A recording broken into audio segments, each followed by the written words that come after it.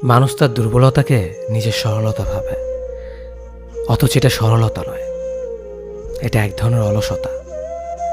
বেশিরভাগ মানুষ কারো প্রতি দুর্বল হয়ে থাকা নিয়ে এক ধরনের গর্ববোধ করে। নিজেকে স্বচ্ছ প্রমাণের চেষ্টায় এই দুর্বলতার বহিঃপ্রকাশ তাকে নানান জায়গায় গ্রহণযোগ্য করে তোলে, অন্যের সহানুভূতি পেতে সাহায্য করে। মানুষকে একটা সময় পর কঠিন হতে হয়, অনেক কিছুর প্রতি দুর্বলতা কাটিয়ে উঠে নতুন করে নিজেকে সৃষ্টি করা লাগে। এর জন্য সবচেয়ে বেশি জরুরি হলো আত্মসম্মানবোধ।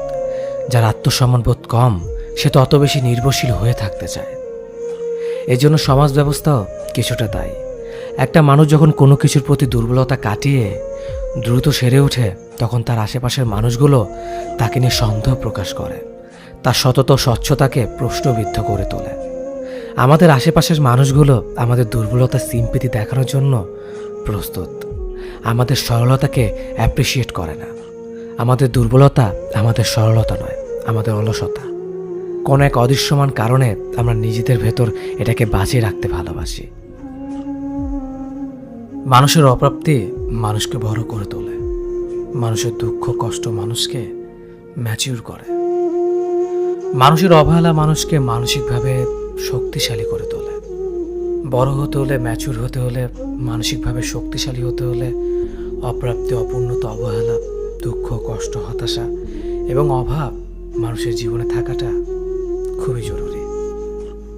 2-4 রাত নিঃসঙ্গ হয়ে কেঁদে কেঁদে চোখ লাল না করলে, বিষণ্ণতা নিয়ে 2-4টা রাত না ঘুমিয়ে কাটালে, ক্ষুধার্ত হয়ে 2-1টা দুপুর পায়ে হেঁটে পথে পথে না ঘুরলে, অবহেলা নিজের কাছে নিজের অস্তিত্ব সংকট ধরা না পড়লে, জীবন সম্পর্কে মানুষের জ্ঞানের পরিধি বাড়ে না। মানুষ বড় হওয়া, ম্যাচিউর হওয়া, মানসিকভাবে দৃঢ় এবং শক্তিশালী হওয়া এতটা সহজ না। আমরা অনেকে হয়তো মানসিক অশান্তিতে থাকি। আমরা ভাবি আল্লাহ তাআলা কেন আমাদের এত কষ্ট দিয়েছেন। কিন্তু আমাদের একটা জিনিস অবশ্যই মাথায় রাখতে হবে, কষ্টের পরে আমাদের জন্য তিনি সুখ রেখেছেন। যদি কারোর সাথে দেখা হওয়ার পর শুধুই মন খুলে হাসতে ইচ্ছে হয়, কথা বলার ছলে আঙুল ছুঁয়ে দিতে ইচ্ছে হয়, কিংবা ছেলে মানুষই পেয়ে বসে, অনায়াসে তুমি যা করো না কখনোই, জেনে রেখো তুমি তাকে ভালোবাসো, জানা অজানার বাইরে অনেকখানি হৃদয়ের গহীনে। হয়তো তোমাকে নিজেকে বোকা মনে হবে পরে যখনই ভাববে কি ছেলে মানুষই না ছিল, এমনটি না করলেও হতো। কিন্তু আবার যখন দেখা হবে, তখন সেই পাগলামে ছেলে মানুষই কোথা থেকে যেন হঠাৎই নিজের মাঝে এসে তোমাকে অন্য এক মানুষ করে তুলবে।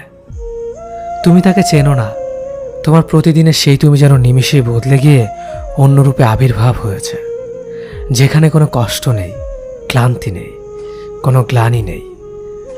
যেন তুমি অনেকদিন পর বুক ভরে নিঃশ্বাস নিচ্ছ। নির্মল বাতাসার এই দিনটাই তুমি বেঁচেছিলে অনেক দিনের পরে। ভালোবাসা এমনই, হুট করেই তোমাকে বদলে দেবে মনের অজান্তেই, আর তুমি প্রাণ খুলে হাসবে কোনো কারণ ছাড়াই তার মুখের দিকে চেয়ে। যে চলে গেছে তাকে মনে রাখার তো কোনো দরকার নেই, বরং যে সাথে আছে তাকে এমনভাবে আগলে রাখো যাতে সে চলে না যায়। অতীত কখনো বর্তমানকে শান্তি দিতে পারে না।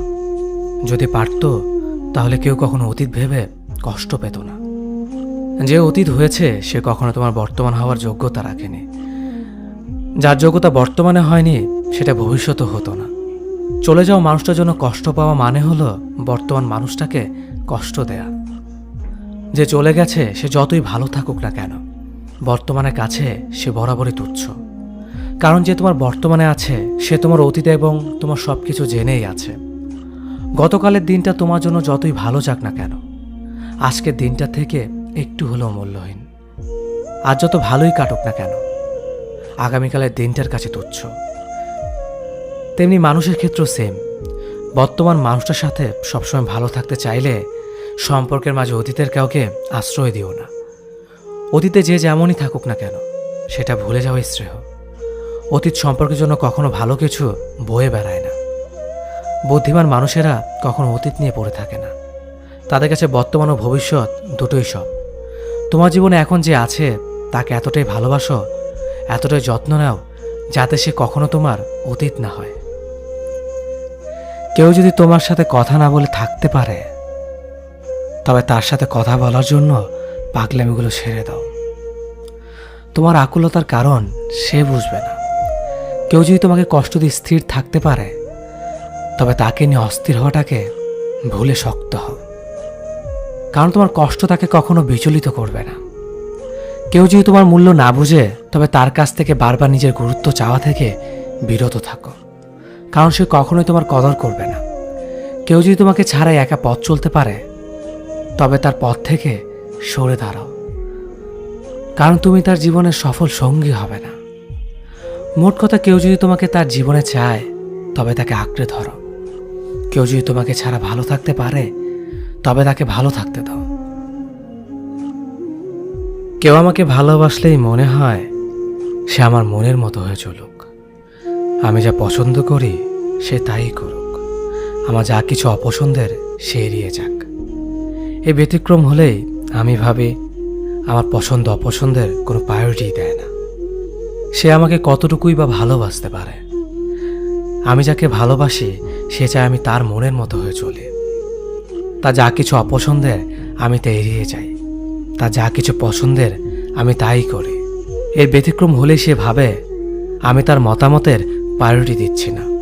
অথচ আমাদের দুটি জীবন আলাদা, আমরা দুটি মানুষ আলাদা, আমাদের পছন্দ অপছন্দ আলাদা, আমাদের ভালো লাগা মন্দ লাগার কারণ আলাদা, আমাদের স্বপ্ন আলাদা।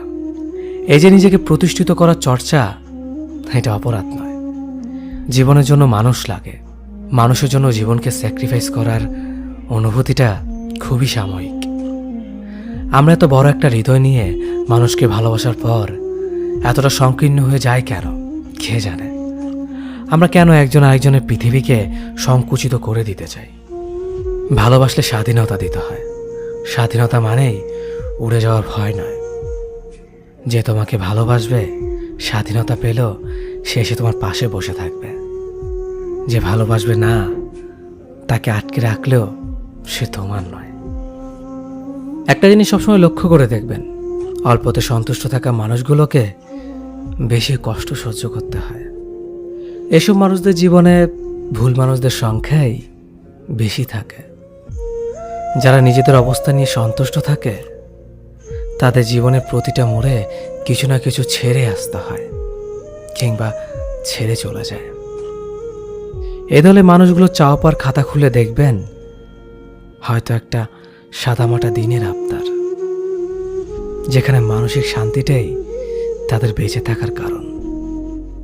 এদের স্বপ্নগুলো বিশাল আকাশের সমান হয় না। একটা ছোট্টখাটো চাকরি, পরিবার, প্রিয় মানুষ, ব্যাস এতটুকুই। এই এতটুকু স্বপ্ন নিয়ে বাঁচতে তাদের রোজ হাড়ভাঙা পরিশ্রম করতে হয়। একটা স্বপ্ন পূরণে কত কিছু বিসর্জন দিতে হয়। আমি সেই দলের মানুষদের মধ্যেই পড়ি। দিন শেষে নিজের মানসিক শান্তি খুঁজতে গেলে খালি হাতে বাড়ি ফিরতে হয়। সাধারণত মধ্যবিত্ত পরিবারের স্বপ্নগুলো অনেক সাদামাটা হয়, কিন্তু বেঁচে থাকা লড়াইটা কোনো বিশ্বযুদ্ধ থেকে কম না। একজন মানুষ অন্য একজন মানুষকে পুরোপুরি বুঝে গেলেই সম্পর্কের অবনতি হতে শুরু করে। প্রতিটি সম্পর্কেই একটি স্পেস থাকা জরুরি, রহস্য থাকা লাগে। আমাদের কাছের মানুষগুলোকে আমরা তাদের নিজস্বতা নিয়ে বাঁচতে দিতে চাই না। তাদের ব্যক্তিগত পৃথিবীকে সংকুচিত করে ফেলে। আমরা কোনো না কোনোভাবে তাদের পৃথিবীকে শাসন করতে চাই। আধিপত্য বিস্তারের নেশায় ডুবে থাকে। অথচ একজন থেকে অন্যজন আলাদা না হলে, দুজনের পৃথিবী ভিন্ন না হলে, কাছের মানুষের কোনো কিছু অজানা না থাকলে একে অন্যের পৃথিবীতে ভ্রমণ করে আনন্দ পায় না। যখন মানুষের প্রতি মানুষের জানবার আগ্রহ নষ্ট হয়, তখন থেকে সম্পর্ক বিনাশের দিকে হাঁটতে শুরু করে। আপনাকে জানতে হবে ঠিক কতটুকু বুঝবার পর কৌতূহল কমাতে হয়, কতটা হাঁটলে বিশ্রাম নেওয়া লাগে, কোথায় শুরু হলে কোথায় শেষ করাটা জরুরি।